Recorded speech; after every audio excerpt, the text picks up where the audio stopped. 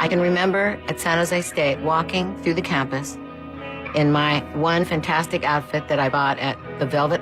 There's a woman who has spent more than 5 decades standing on stages around the world, twirling in her signature chiffon, casting a spell over every single person in the room.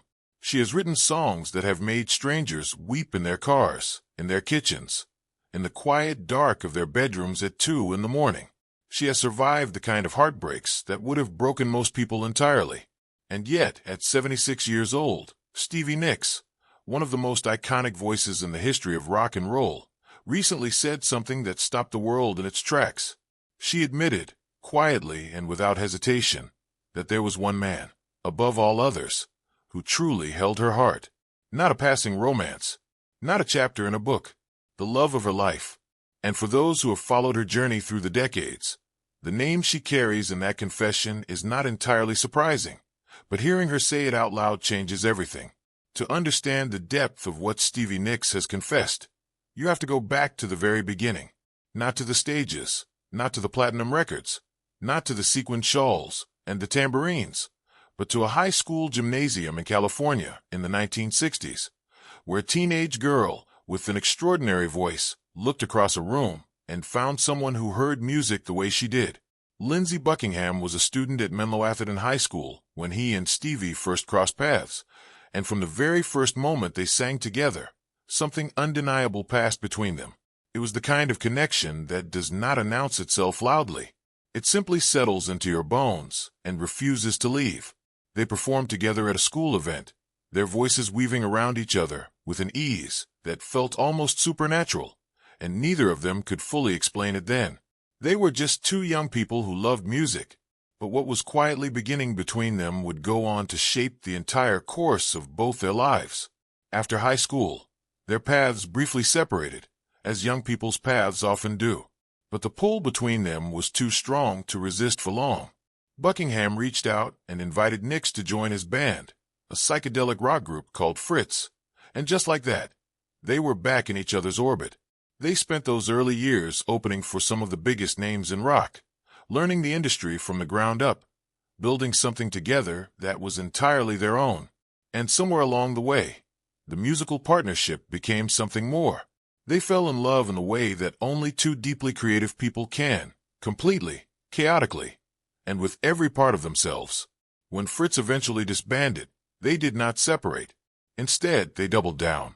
They moved into an apartment together in Los Angeles and began recording as a duo, scraping by on very little money, living on ambition and belief in each other.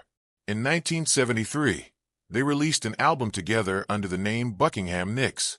The album did not set the charts on fire, but it was a declaration of who they were, as artists and as a couple. And it caught the ear of someone very important. Mick Fleetwood heard that album, heard something in it that he could not ignore, and in 1975, both Stevie Nicks and Lindsey Buckingham were invited to join Fleetwood Mac. Almost overnight, everything changed. The band's next album became one of the best-selling records of all time. Suddenly, Stevie Nicks was a star, not in the way she had hoped and worked for during all those quiet years, but in the enormous, blinding, all-consuming way that comes with true cultural phenomenon. And somewhere in the middle of all of that light, her relationship with Buckingham began to buckle under the pressure. Fame does strange things to people. It magnifies everything, the good, the bad, the love, and the resentment. By the time the band began recording their landmark album Rumors, Nicks and Buckingham's personal relationship had come apart at the seams. The pain was extraordinary, the kind of pain that does not dissolve with time, but instead transforms, finding its way into the music you write and the way you perform it for the rest of your life. What makes this story so remarkable is what happened next. Rather than simply walking away and putting distance between themselves, Nicks and Buckingham remained in the same band, standing on the same stage, singing into the same microphones, night after night and year after year. They turned their heartbreak into art. Nicks wrote songs. Buckingham wrote songs. The entire band was falling apart and putting itself back together simultaneously. And somehow, out of all of that beautiful wreckage, they produced music that spoke to a generation. The tension between Nicks and Buckingham, the love that had curdled into something complicated and raw, became the beating heart of Fleetwood Mac. Audiences could feel it. They could not always name what they were feeling when they listened, but they felt it in their chests. That is what real, unresolved love sounds like when it is turned into music. Over the years that followed, Stevie Nicks moved through other relationships. She was never someone who closed herself off from love, even when love had cost her enormously. She and J.D. Souther, a gifted songwriter deeply embedded in the Los Angeles country rock world of the 1970s, shared a connection that was rooted in their mutual understanding of the creative life.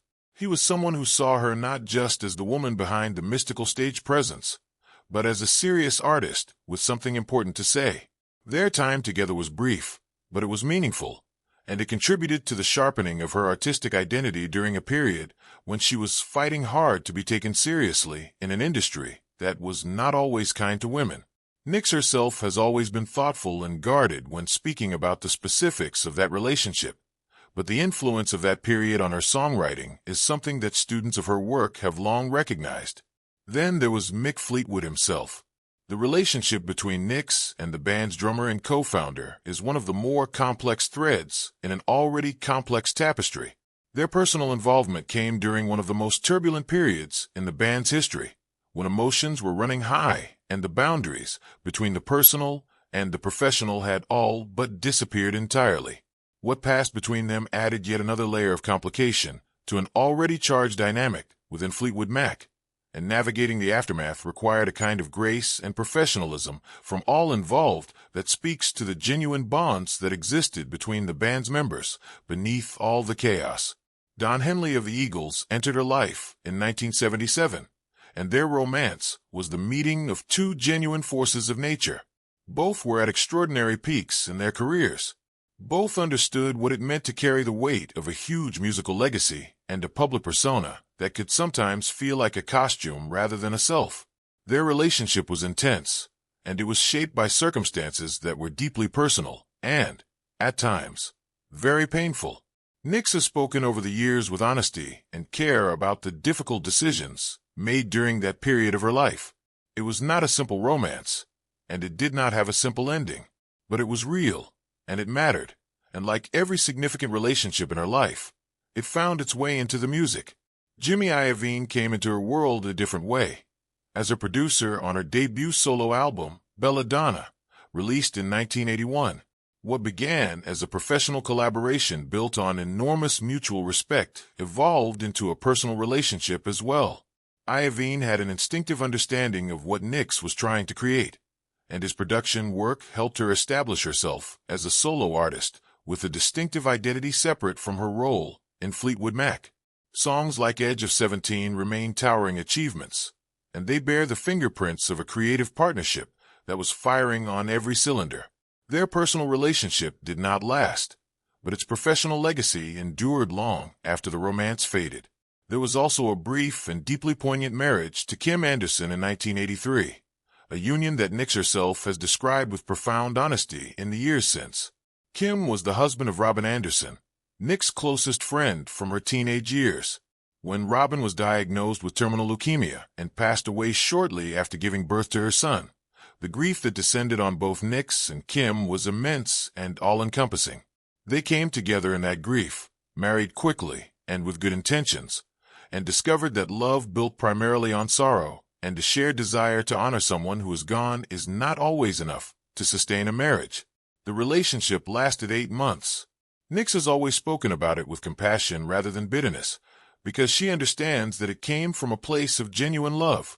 Love for Robin, love for the child Robin left behind, and a very human need to hold onto something in the face of devastating loss. And then there was Joe Walsh, guitar legend, rock icon, fellow traveler on one of the most demanding and sometimes destructive roads a person can walk. Walsh was a member of the Eagles and one of the most celebrated guitarists of his generation when he and Nicks found each other in the late 1970s. What developed between them was, by all accounts and by Nicks' own words across many years of interviews, something altogether different from what she had experienced before. It was not simply passion, though there was plenty of the tea. It was not simply creative kinship, though that was there too. It was something that felt, to Nicks, like genuine partnership. like finding someone who did not need anything explained because they had lived the same life and felt the same things and carried the same weight. She has described their relationship in terms that are unmistakably those of a woman talking about the person who got closest to the center of her. Walsh understood her in a way that was rare and precious. He was not intimidated by her. He was not competing with her. He simply loved her, and she loved him back with an openness and a completeness that she has suggested, in various ways over many years, she has not quite managed to replicate with anyone else. Their time together was not without its difficulties. Both of them were navigating serious struggles with the kind of lifestyle that rock and roll fame can encourage, and those struggles put pressure on even the strongest bonds. Ultimately, they made the painful decision to part ways, and Nicks has said that the reasoning behind that decision came from a place of genuine love, a recognition that in order to survive, they each needed to walk a different path, at least for a while. The aftermath of that separation left marks on Stevie Nicks that are still visible if you know how to look for them. You can hear it in certain songs. You can see it in the way she sometimes pauses in interviews when his name comes up, gathering herself before she speaks.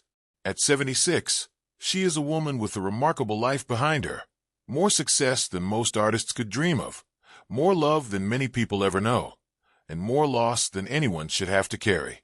But when she speaks about Joe Walsh, something shifts. The carefully maintained mystique drops a little. The rock goddess becomes simply a woman who loved someone and has never stopped carrying that love, even decades later. What Stevie Nicks has given the world through her music is something that cannot be quantified.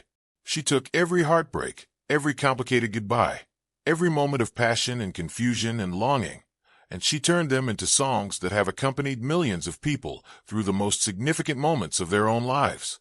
Her willingness to be honest about love, about how beautiful it is, how brutal it can be, how it changes you in ways you never fully anticipated, is precisely what has made her one of the most enduring artists of her generation. She did not write from a distance. She wrote from inside the experience, which is the only place that real art comes from. At 76, Stevie Nicks is still performing, still writing, still standing on stages and casting that spell. She has outlasted trends, outlasted criticism, outlasted the people who underestimated her. And she carries with her all of it, every love, every loss, every late night in a recording studio, trying to find the words for something that does not quite have words. She has said that Joe Walsh was the love of her life, and there is no reason to doubt her. She has earned the right to say exactly what she means. And for the rest of us, the ones who have listened to her music and found ourselves in it, the knowledge that behind all those extraordinary songs was a woman who loved and grieved and hoped just like the rest of us.